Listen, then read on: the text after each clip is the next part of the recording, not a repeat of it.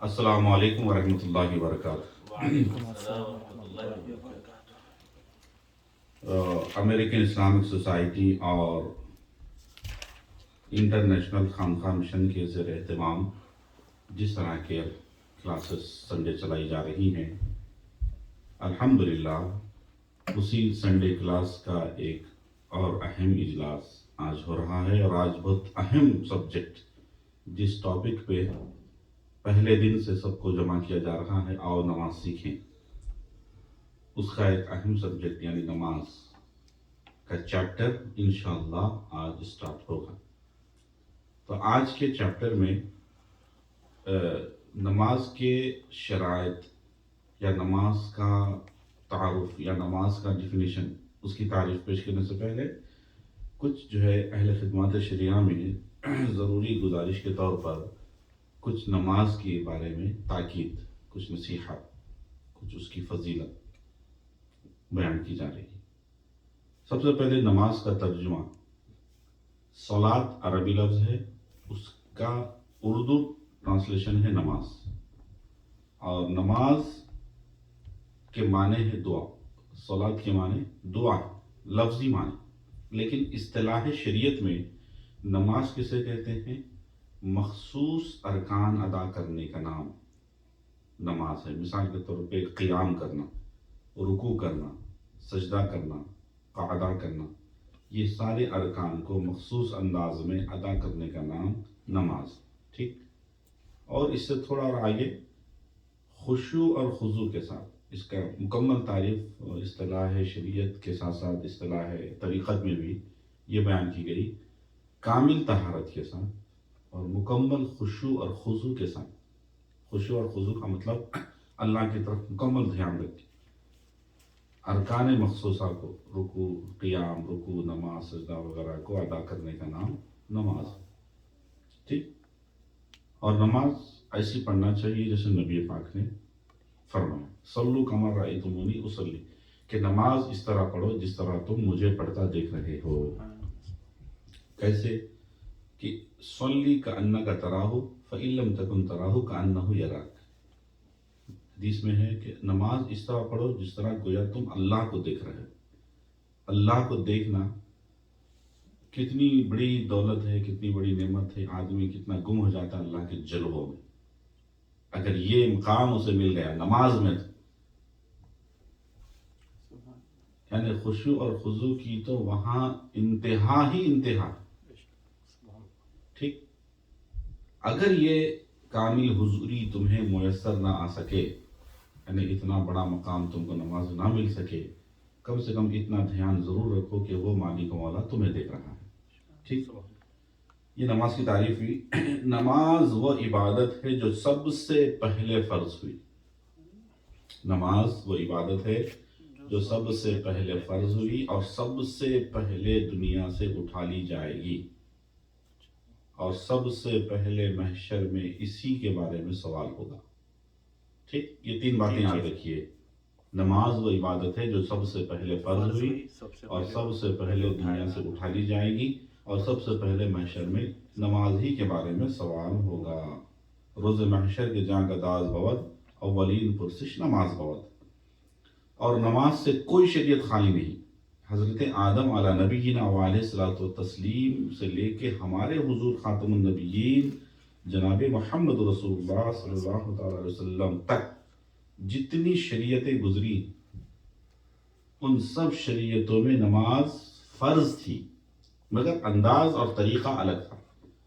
حضرت آدم کی شریعت میں نماز کا انداز اور طریقہ الگ، اور تعداد، نمازوں کی تعداد الگ۔ دیگر نبیوں کی شریعت میں نماز کی تعداد اور طریقہ الگ تھا، لیکن شریعت مصطفیٰ میں جو طریقہ بتایا گیا، تو 5 نمازیں دن میں فرض ہیں، ٹھیک، انشاءاللہ اس پہ بیان ہوگی۔ نماز اور اسلام۔ نماز اسلام کا رکن اول ہے اور سب سے بڑا رکن اعظم، بلکہ اگر یوں کہا جائے کہ اسلام کی عمارت زیادہ تر نماز پر ہی قائم ہے تو بھی بیجا نہیں، ٹھیک۔ یا مسلمان کا مسلمان ہونا اسی سے سمجھا جا سکتا ہے، جیسا کہ میں ایک بار شکاگو ایئرپورٹ پہ جا رہا تھا، تو میں تو یہاں سے زور پڑھ کے نکلا تھا، اچانک ایک لمبا اونچا پڑا کلہ جو ہے کونے میں ٹھہر کے نماز پڑھ، تو اس کے حلیے سے، اس کے لباس سے تو لگتا نہیں تھا کہ وہ مسلمان ہے، چونکہ ایئرپورٹ پہ سب امریکنس ہیں تو، لیکن وہ نماز اس کو کیا کر دی، حد فاصل ڈیفرنٹ کر دی کہ یہ کافر نہیں ہے، یہ مسلمان ہے۔ تو نماز سے ہی مسلمان ہے کر کے پہچانا جا سکتا ہے، تو مسلمانوں کی پہچان نماز سے۔ ٹھیک، حضور اکرم نور مجسم صلی اللہ تعالی علیہ وسلم ارشاد فرماتے ہیں کہ نماز دین کا ستون ہے، جس نے نماز کو قائم رکھا اس نے دین کو قائم رکھا، اور جس نے نماز کو چھوڑ دیا اس نے دین کی بنیاد منہدم کر دی۔ اور فرمایا کہ نماز کے بغیر دین ایسا ہے جیسے سر کے بغیر جسم، ہیڈ اگر ہٹا لو تو کوئی مطلب ہے اس باڈی کا؟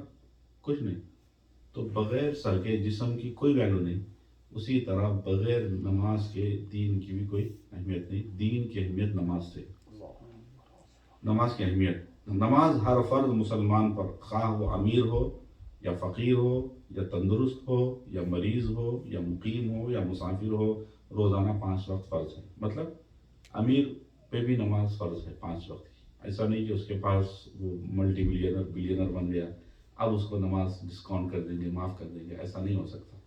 ایسے فقیر ہے جس کے پاس کچھ بھی نہیں ہے کھانے کو لیکن مسلمان ہے تو اس کے اوپر نماز فرض ہے۔ اسی طرح تندرست ہے تو نماز فرض ہے، مریض ہے تو بھی نماز فرض ہے، یعنی بیمار رہتا پیشنٹ ہے وہ تو بھی نماز فرض ہے۔ ٹھیک، ایسے مقیم ہو یا مسافر ہو، مقیم کا مطلب آپ اپنے گھر میں ہیں، سٹی میں ہیں، یا کوئی ادر اسٹیٹ میں، ادر سٹی میں آپ چلے گئے جو مسافرت کی حد ہوتی ہے تو بھی نماز فرض ہے۔ مسافر پہ البتہ کچھ ڈسکاؤنٹ ہے لیکن نماز فرض ہے۔ ٹھیک، روزانہ 5 وقت کی نماز فرض عین ہے، یہاں تک کہ دشمن کے مقابلے میں لڑائی کی آگ بھڑک اٹھی اس وقت بھی اس کا ادا کرنا فرض ہے۔ میدان جنگ میں بھی نماز معاف نہیں ہے۔ اب آپ یہ نہیں بول سکتے کہ بھئی ہم جنگ میں آئے اسلام کے لیے، لہٰذا اسلام کو بچانے کے لیے آئے تو لہٰذا نماز معاف ہو جائے یا بعد میں پڑھ، ایسا نہیں، وقت آ گیا پہلے نماز پڑھنا ہے۔ ٹھیک، عورت جب کہ درد ذہ میں مبتلا ہو اس وقت بھی اس پر نماز معاف نہیں، نماز اس کو پڑھنا ضروری ہے۔ درد ذہ کا مطلب جو پریگننسی میں جب ڈلیوری کا ٹائم قریب آتا ہے اور جو تکلیف اس کو ہوتی ہے تو اس کو کہتے ہیں درد ذہ۔ اس وقت بھی، اس ٹائم پہ بھی اگر وہ تکلیف کا بہانہ بنا کہ اگر عورت نماز کو ترک کرے تو یہ گناہ ہے، لہذا اس وقت بھی نماز معاف نہیں ہے۔ درد ذہ چھوٹی ہے، ذہ، ہاں۔ نماز کی اہمیت کا پتہ اس سے بھی چلتا ہے کہ باوجود کہ نابالغ پر نماز فرض نہیں، لیکن حدیث میں ہے کہ بچہ جب 7 برس کا، بچہ ہو یا بچی، 7 برس کے ہو جائیں تو نماز کا حکم دو، اور جب 10 برس کے ہو جائیں اور نماز نہ پڑھیں تو ان کو ادب سکھانے کی خاطر، نماز کی عادت ڈالنے کی خاطر مارو بھی، ان کے حکم ہے۔ ٹھیک، یعنی اس کی اہمیت کا انداز، نابالغ میں حالانکہ نماز فرض نہیں ہے اس کے باوجود بھی اتنی تاکید احادیث میں آئی ہے کہ 7 برس کی عمر سے ہی بچوں کو نماز کی تاکید کرنا ہے، جب 10 برس کے ہو جائیں تو مارنا بھی ان کو نماز نہ پڑھنے پر۔ ٹھیک ہے، تاکہ پیش از پیش نابالغ کو نماز کی عادت ہو جائے، قبل از وقت، ٹائم سٹارٹ ہونے سے پہلے اس کو نماز کی عادت ہو جائے۔ نماز، غرض یہ کہ نماز کی تاکید سے قرآن مجید اور احادیث شریفہ کے مبارک صفحات پر ہیں، گویا نماز ایک ایسا لازمی فرض ہے جو بغیر موت کے کسی طرح مسلمان کے ذمے سے ساقط نہیں ہوتا، یعنی نماز اسی وقت ساقط ہوتی جب موت ہی آنا، ایون موت کے بستر پہ بھی وَاعْبُدْ رَبَّكَ حَتَّى يَأْتِيَكَ الْيَقِينُ، رب کی عبادت کرو یہاں تک کہ تمہیں موت بھی کیوں نہ آئے، موت کے بستر پہ ہے اور نماز کا وقت ہے تو بھی اشارے سے کیوں نہ ہو نماز پڑھنا ہے انشاءاللہ۔ ترک نماز کا اثر، حضور انور، یعنی اب نماز چھوڑنے سے کیا اثر ہوتا ہے، کیا نقصان ہوتا ہے، وہ مختصر بیان کرا۔ حضور انور نور مجسم صلی اللہ تعالی وسلم ارشاد فرماتے ہیں کہ نماز مومن اور کفر کے درمیان حد فاصل ہے۔ سمجھ، مومن کے درمیان اور کافر کے درمیان حد فاصل کا مطلب ایک فرق، ڈیفرنٹ کرنے والی چیز، جیسا بھی آپ سنیں، جس نے عمدن نماز چھوڑ دی وہ کافر ہو گیا، یعنی کفر کے قریب ہو گیا۔ حضور فرماتے من ترک الصلاۃ متعمدا فقد کفر، حدیث بخاری ہے، صحیح حدیث میں کہ جس نے جان بوجھ کر یہ جانتے ہوئے کہ نماز کا وقت ہے، فرض نماز ہے، اس کے باوجود بھی وہ نماز نہیں پڑھتا تو وہ کیا ہے، جان بوجھ کر نماز پڑھنے والا کافر ہو جاتا ہے۔ البتہ محدثین اور شارحین نے شرح فرمائی کہ نماز جان بوجھ کر چھوڑنے والا کفر کے قریب ہو جاتا ہے، اور نماز چھوڑنے والے سے اسلام کا ذمہ بری ہے، یعنی اب اسلام اس سے بری ذمہ ہو جاتا ہے، اب اسلام کے اوپر اب اس مسلمان کی کوئی ذمہ داری نہیں ہوتی، اب مذہب کی اب اس کے اوپر کوئی ذمہ داری نہیں ہوتی جو نماز چھوڑنے سے۔ جس نے نماز چھوڑی اس کا اسلام میں کچھ حصہ نہیں ہے۔ حضور نے فرمایا جس نے نماز چھوڑ دی وہ قیامت کے دن فرعون، قارون، ابی بن خلف جیسے دشمنان خدا کے ساتھ ہوگا۔ ان ارشادات کے بعد نماز چھوڑ دینے سے کیا اثر مرتب ہوتا ہے اور مسلمان کو اسلام کے ساتھ کیا نسبت قائم رہتی ہے، ہر شخص بخوبی سمجھ سکتا ہے۔ اتنا بول دینے کے بعد اب اتنا تو کافی ہے نا، نماز چھوڑنے پہ جو نقصانات ہیں اب کافی بھائی آپ کو کس کے ساتھ رہنا ہے اس جی۔ اور حضور بولے نماز پڑھنے والا میرے ساتھ رہے گا۔ حضور کی ایک صفت آئی ہے قائد غر المحجلین، یعنی حضور صلی اللہ علیہ وسلم جنات نعیم کی طرف جب چلیں گے، قائد غر المحجلین الی جنات نعیم، کہ جنت کے باغوں کی جانب جب سرکار چلیں گے تو جس ٹیم کے ساتھ، جس جماعت کے ساتھ، جس گروہ کو لے کے چلیں گے اس کے قائد ہیں وہ کون سی ٹیم، جن کے پنڈلیاں اور جن کے ٹخنے چمکتے ہیں وضو کی نشانی سے، جو لوگ فجر کی نماز میں جو ہے باضابطہ گھر سے وضو کر کے مسجد کو جائیں گے، خاص کر یا باوضو جو نماز پڑھنے والے، ویسے لوگ خاص کر حضور کے پیچھے پیچھے رہیں گے اور اس جماعت کے قائد حضور رہیں گے محشر اور جنت کے باغوں میں جائیں گے۔ تو بتائیے یہ سب صحبت چاہیے یا نعوذ باللہ فرعون، قارون اور اس طرح دیگر ابی بن خلف جیسے دشمنان خدا کی صحبت جو نماز چھوڑنے پر نعوذ باللہ ملتی ہے۔ چلیے نماز کے برکات یہ ہے، نماز خدا کے ساتھ تعلقات بندگی کو تازہ کرتی ہے اور انسان کی زندگی کو پاکیزہ کرتی ہے۔ اللہ کی جو تعلقات ہیں بندے کے اللہ کے، اس کو ریفریش، تازہ، اور انسان کی خود اپنی زندگی کیا ہوتی ہے، وہ پاکیزہ ہوتی ہے۔ انسان کا ظاہر اور باطن اس سے چمکتا ہے، صاف ہوتا ہے، ستھرا ہوتا ہے۔ نماز کی برکت سے اس کا جسم بھی صاف ہے، اس کے کپڑے بھی صاف ہیں، اس کا جو ہے ناک صاف ہے، اس کے آنکھ صاف ہے، کان صاف ہے، جسم صاف، ایک دم مکمل پاکیزگی ہی پاکیزگی ہے۔ اس کی سوچ میں، اس کی فکر میں، اس کی زندگی میں، اس کی لائف میں ایک دم تازگی، پاکیزگی، یہ فائدہ ہے نماز کا۔ اور شریفانہ زندگی والا بناتی ہے، انسان ایک دم شریف پہ ہو جاتا ہے، اور انسان کو نماز تمام برائیوں سے روکتی ہے۔ کتنی بھی برائی کا وقت کے قریب آپ کیوں نہ پہنچ جائیں، لیکن نماز کی آپ پابند، جب نماز یاد آ گئی اس کی برکت سے خود بخود آپ برائیوں سے باز ہو گئے۔ ٹھیک، گویا نماز ایک قلعہ ہے جو برائیوں کے لشکر کو اپنے اندر گھسنے ہی نہیں دیتی۔ نماز ایک ایسا قلعہ جو برائیوں کے لشکر کو اپنے اندر داخل ہونے نہیں دیتی۔ حضور رسول کریم علیہ افضل الصلوات و تسلیم کا ارشاد ہے جب کوئی مسلمان نماز پڑھتا ہے تو اس کے جسم سے گناہ ایسے جھڑتے ہیں جیسے درخت سے جو ہے پتے موسم خزاں میں، اس کو یہاں کیا بولتے ہیں، اسپرنگ فال بولتے ہیں، جو پتے جھڑتے ہیں درختوں سے، فال، ہاں، اس ٹائم پہ جیسا تھوڑی سی ہوا لگی پتے گر جاتے ہیں۔ تو ویسے ہی جو ہے جب بندہ نماز پڑھنے رب کی بارگاہ میں کھڑا ہوتا ہے تو رحمت خداوندی کی ٹھنڈی ہوا کے جھونکے ایسے چلتے ہیں کہ اس کے جسم سے سارے گناہ جھڑتے رہتے ہیں، ایسے جھڑتے ہیں جیسے درخت سے پتے جھڑتے ہیں۔ جب کوئی مسلمان کسی نہر میں، جب کوئی انسان کسی نہر میں روزانہ 5 دفعہ غسل کرتا ہے تو اس کے جسم سے جس طرح میل پاک صاف ہو جاتا ہے، وہ آدمی کا جسم پاک ہوتا ہے، میل کچیل دور ہوتا ہے، اسی طرح 5 وقت نماز پڑھنے والا بھی گناہوں کے میل و کچیل سے پاک و صاف ہو جاتا ہے۔ یعنی اگر اس کے دامن زندگی پہ کچھ گناہوں کی گندگی ہے تو نماز اس کے لیے نہر ہے اور اس کو پاک کر دیتی ہے، کلیئر کر دیتی ہے، نمازوں سے ایک دم کلین اور گناہوں سے کلین کر دیتی ہے۔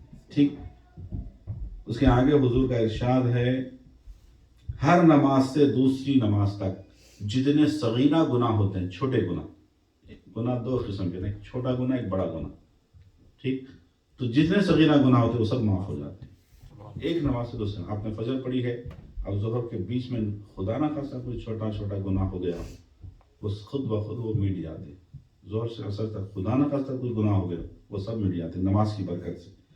اور آگے فرمایا گیا ہر چیز پر آگ اثر کرتی ہے مگر نمازی کی پیشانی پر اس کا اثر نہیں ہوتا۔ ہر چیز پر آگ اثر کرتی ہے مگر نمازی کی پیشانی، چونکہ نماز میں رب کی بارگاہ میں جھکتی ہے، سجدہ ریز ہوتی ہے، تو اس پر آگ کا اثر نہیں ہوتا۔ نماز مومن کا نور ہے، محشر میں چہرے جو پہچانے جائیں گے، چمک ہوگی، کسی کے چہرے کی چمک سورج کے برابر، کسی کی چمک چاند کی روشنی کے برابر، کسی کی چمک ستاروں کی طرح، یہ نماز کا نور ہوگا جو مومن کے چہرے پہ۔ جو شخص نماز کا پابند رہے گا قیامت میں اس کے لیے نجات کا باعث، نماز کی برکت سے قیامت میں اس کو نجات بھی ملے گی جہنم سے، اور نماز جنت کی کنجی ہے۔ کوئی بھی تالا کھولنے کے لیے کنجی چاہیے، اور جنت کے داخلے کے لیے نماز کنجی ہے۔ نماز شروع کرتے ہی جنت کے دروازے کھل جاتے ہیں، اور کوئی چیز نمازی اور اللہ کے درمیان حائل نہیں رہتی۔ جی، نماز جیسے شروع کیا ایسا آپ کے لیے جنت کے دروازے کھلے، اور اللہ کے آپ کے درمیان کوئی چیز حائل نہیں، مطلب اسی دوران اگر روح پرواز ہوئی تو سیدھے جنت ہے، اسی سیکنڈ آپ کا داخلہ جنت میں ہوگا۔ تو ایسے کئی لوگوں کو آپ دیکھے ہوں گے۔ ابھی ایک مہینہ 2 مہینے پہلے میں کشن باغ کی ایک مسجد کی کلپ دیکھا تھا واٹس ایپ پہ، ایک صاحب سجدے کی حالت میں روح پرواز ہوئی، وہ جو CCTV کیمرے کی کلپ آئی، حالت نماز سجدے میں گئے اور وہیں پہ ویسے ہی پڑے رہے، اور وہیں ان کی روح پرواز ہوئی۔ باقی نماز مکمل کر رہے سب لوگ پہلی رکعت کے سجدے میں۔ جی، تو بندے کو اللہ کا قرب زیادہ تر سجدے ہی میں حاصل ہوتا ہے، یعنی حدیث میں آیا کہ انسان جو ہے بندہ اللہ سے کب بہت زیادہ قریب ہو سکتا ہے تو وہ ہے سجدہ۔ اگر سجدے میں گئے تو سجدہ ایک ایسی چیز ہے کہ اللہ سے اتنا قریب کر دیتی ہے کہ وہاں جو کچھ کہو گے بڑی آسانی سے اللہ کی بارگاہ میں آپ کی جو ہے ریکویسٹ، آپ کی التجا۔ اس لیے بزرگوں کا ہمیشہ معمول رہا کہ نمازوں کے بعد بالخصوص جو ہے ایسی نمازیں جس کے بعد سنتیں ہوتی ہیں، ساری سنتوں کے بعد بطور خاص سجدے میں چلے جائیں، سجدے نافلہ یا سجدے شکر، یا جب کبھی موقع ملا آفس میں ہے، گھر میں ہے، یا کسی جگہ جانے کوئی بات ہوئی، کچھ یاد آیا، کچھ اللہ سے عرض کرنا ہے، ڈائریکٹ پہلے سجدے میں گیا اللہ سے عرض کیا۔ حالانکہ دعا سے بھی اللہ کو عرض کرنا ہے، لیکن سجدہ بزرگوں کا معمول رہا، کیونکہ سجدے میں جتنی جلدی آپ اللہ کے قریب پہنچتے ہیں وہ ایک ذریعہ ہے اللہ کے قرب کا۔ سب سے زیادہ قریب بندہ سجدے میں اللہ سے سجدے میں ہی ہوتا ہے، ٹھیک۔ نمازی نماز میں اللہ سے سرگوشی کرتا ہے۔ سرگوشی کا مطلب جیسا کان میں آ کے آہستہ سے آپ ہم سے کچھ بول رہے ہیں یا ہم آپ کو کچھ بول رہے ہیں تو اس کو بولتے ہیں سرگوشی، دھیرے سے بول دینا، تو گویا اللہ اور بندہ ویسا آپس میں ہو جاتا ہے، یعنی ہم جو پڑھ رہے ہیں گویا اللہ سے سرگوشی کر رہے ہیں نماز۔ اور حضور فرماتے ہیں کہ نماز میں میری آنکھوں کی ٹھنڈک مجھے ملتی ہے، کہ جب کوئی امتی نماز پڑھتا ہے تو مجھے آنکھوں کی ٹھنڈک ملتی ہے۔ اب یہ ہوئی مختصر نماز کے بارے میں کچھ تاکیدیں، کچھ نصیحتیں، اس کی فرضیت، اس کی اہمیت کے بارے میں۔ اب آئیے باضابطہ طور پہ نماز کے مسائل کا ہم چیپٹر شروع کرتے ہیں۔ اس میں صرف آج 3 باتیں آپ بتاؤں گا، اس کی تفصیل انشاءاللہ نیکسٹ کلاس میں ہوگی۔ نمبر 1، سب سے پہلے میں نماز کا کیا حکم ہے وہ بتاؤں گا، اور پھر نماز کے واجب ہونے کی شرطیں بتاؤں گا، اور نماز کے صحیح ہونے کے کیا شرائط ہیں یہ بتاؤں۔ 3 باتیں آج پر۔ نمبر 1، نماز کا حکم اسلام میں کیا ہے۔ نمبر 2، نماز کے واجب ہونے کی شرط، یعنی کب نماز واجب ہوتی، اور نماز کے صحیح ہونے کی شرط، یعنی کب نماز صحیح ہوتی۔ نماز کے صحیح ہونے کے لیے کیا چیز ضروری ہے، شرط ہے، وہ یہ باتیں یاد رکھیے۔ سب سے پہلے نماز کا حکم سنیے۔ نماز ہر مسلمان عاقل بالغ پر، خواہ مرد ہو یا عورت، روزانہ 5 وقت فرض عین ہے۔ 5 وقت کا مطلب فجر، ظہر، عصر، مغرب عشاء، یہ 5 وقت. اور فرض عین ہے کیا مطلب؟ ایسا قطعی طور پر فرض ہے کہ ہر ایک کو پڑھنا ہی. ایسا نہیں ہو سکتا کہ ایک بستی میں چند مسلمان پڑھ لیے باقی سب کے ذمے سے یہ فرض ساقط ہو جا رہا، سب کی طرف سے ادا ہو جا رہا. ایسا نہیں، سب کو پڑھنا ہے، مرد ہو یا عورت، مسلمان عاقل اور بالغ. نمبر 2، نماز کی فرضیت کا منکر کافر ہے. نعوذ باللہ. اگر کوئی یہ کہے نہیں نماز فرض نہیں، ایسا بولنے والا اسلام سے خارج، کافر ہی ہو گیا، چونکہ نص قطعی کا منکر ہے. قرآن میں نماز کا سختی سے حکم ہے. نمبر 3، نماز کا ترک کرنے والا یعنی سستی اور کاہلی کی وجہ سے. ایک ہوتا ہے جان بوجھ کے ترک کرنا، ایک ہے سستی اور کاہلی، لیزی جس کو بولتے ہیں. سستی اور کاہلی سے ترک کرنے والا انتہا درجے کا فاسق ہے. ہاں، جس کی سزا امام اعظم ابو حنیفہ رحمۃ اللہ علیہ نے جو مقرر کی کہ اس کی سزا کیا ہے؟ قید میں ڈال دو، عمر قید سزا دے دو، جب تک کہ وہ توبہ نہ کرے اور نماز کی پابندی کا عہد نہ کرے. ہمارے امام اعظم کا مسئلہ جی سستی اور کاہلی کی وجہ سے. نماز کو تو فرض مانتا ہے، سستی کاہلی سے نماز ترک کرتا ہے، تو ایسے شخص کو جیل میں ڈال دو، قید کر دو، جب تک کہ وہ سچی توبہ نہ کرے اور جو ہے نماز کا پابند نہ ہو. لیکن دیگر 3 اماموں کے پاس، دیگر ائمہ کے پاس، جیسا امام شافعی، امام احمد بن حنبل، امام مالک، ان کے پاس تو نماز کا ترک کرنے والا چاہے وہ سستی اور کاہلی سے کیوں نہ، اس کا قتل کر دیا جائے. اتنا سخت قانون ہے ان کے پاس. جی جی، اللہ عمل کی توفیق عطا. اب سنیے، اب یہ نماز کا حکم تھا. نماز کا کیا حکم ہے؟ یہ ہو کہ ہر مسلمان مرد عورت عاقل بالغ پر فرض ہے، اور جو ہے فرض عین ہے وہ بھی، اور 5 وقت کی نماز فرض ہے. ٹھیک ہے، اور وغیرہ وغیرہ جو آپ نے سنا. نماز کے واجب ہونے کی شرطیں جو ہے 5 شرطیں، اس میں 2 کیٹیگری میں بتا رہے ہیں. ایک نماز واجب ہونے کی 5 شرطیں ہیں، اور نماز صحیح ہونے کی 6 شرطیں ہیں. اس طرح ٹوٹل 11 شرطیں آپ کو یاد رکھنا. نماز کب واجب ہوتی ہے؟ نمبر 1 لکھ لیجیے آپ. نمبر 1 مسلمان ہونا، یعنی غیر مسلم پہ نماز فرض نہیں ہے. ٹھیک ہے. نمبر 2 بالغ ہونا، نابالغ پہ نماز فرض نہیں ہے. ٹھیک. نمبر 3 عاقل ہونا. عاقل کے معنی عقل مند، مطلب عاقل اسامی نہیں، یا محمد عاقل جس کا نام ہے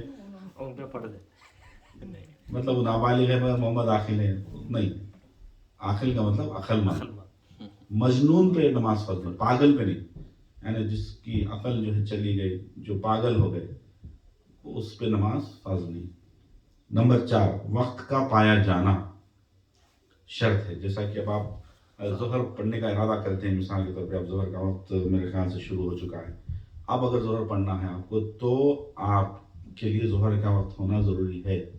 اب ظہر کے وقت میں آپ نیکسٹ آنے والی اثر نہیں پڑھ سکتے، چونکہ شرط ہی نہیں ہے.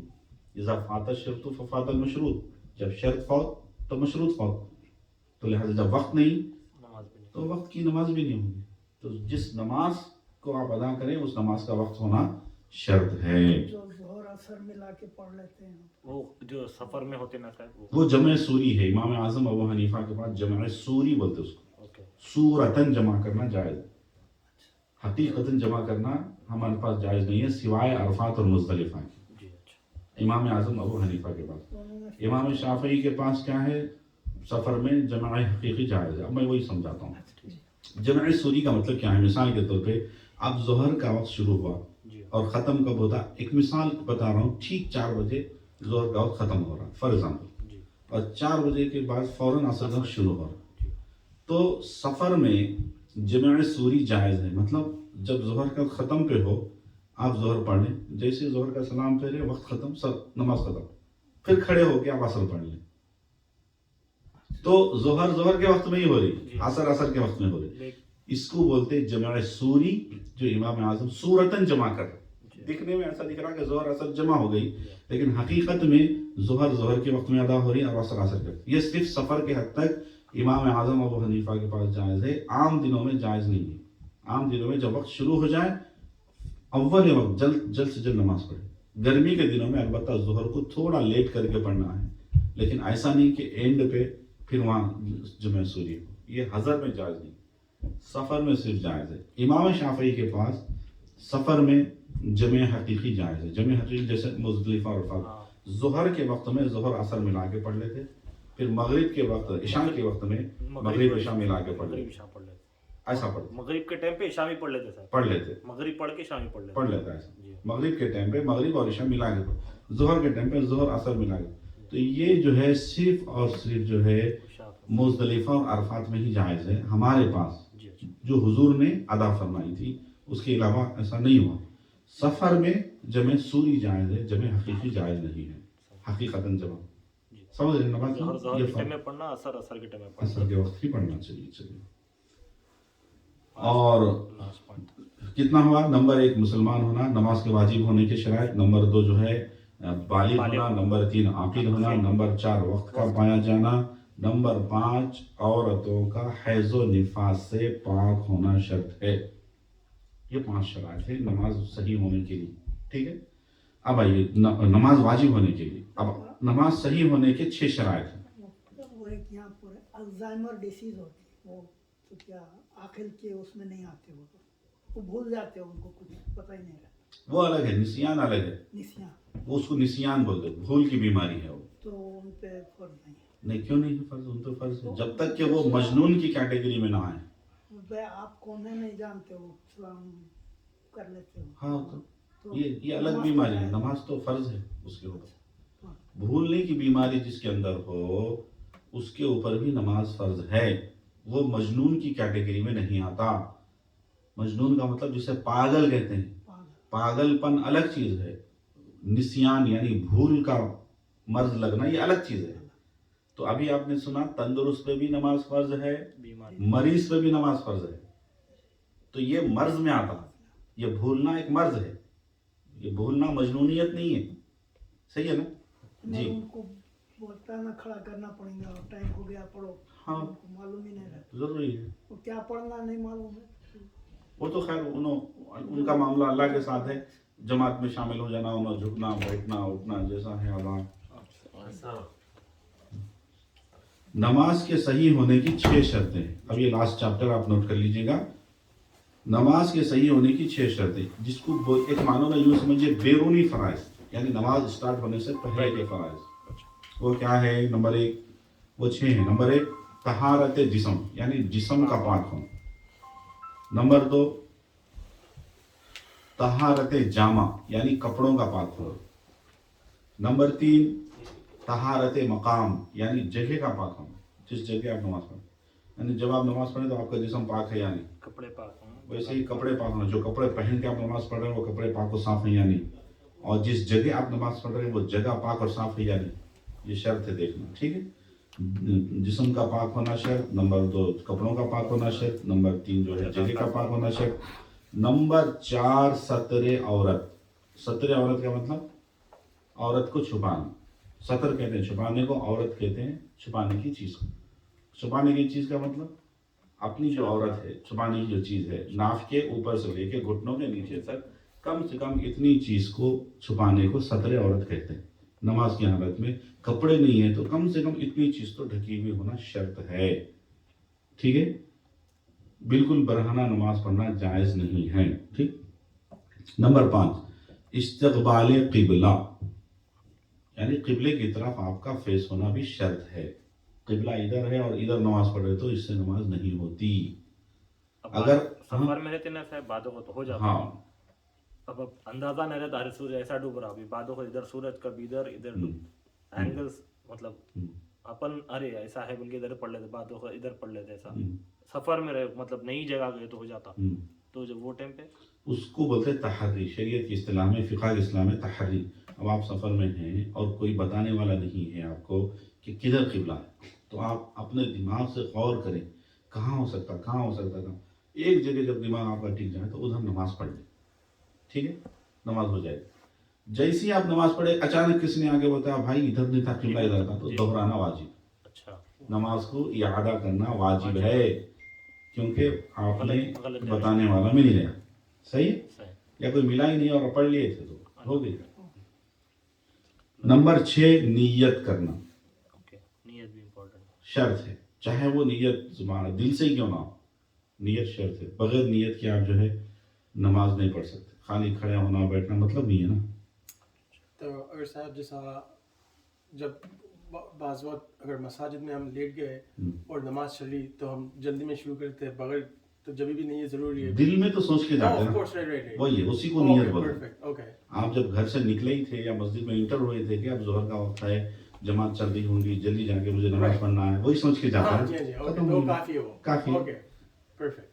तो अब इंशाअल्लाह इसके बाद अब जिस्म की तहारत का मतलब क्या, कपड़े की तहारत का मतलब क्या है, जगह की तहारत की तफसील क्या है, सतर औरत की तफसील क्या है, इस्तिक़बाल क़िबला की तफसील क्या है और नियत की तफसील, ये मुकम्मल एक लंबा चैप्टर है। इसको थोड़ा लंबा वक्त चाहिए जो इंशाअल्लाह ताला अगले क्लास में इंशाअल्लाह हम बयान करेंगे डिटेल्स उसके। ठीक है, अब ये इतना नोट कर लीजिए, अगले संडे को हम आपसे पूछेंगे, इंशाल्लाह ज़हनी आजमाइश आपकी होगी। इंशाल्लाह ठीक है, शुरू से अब तक का।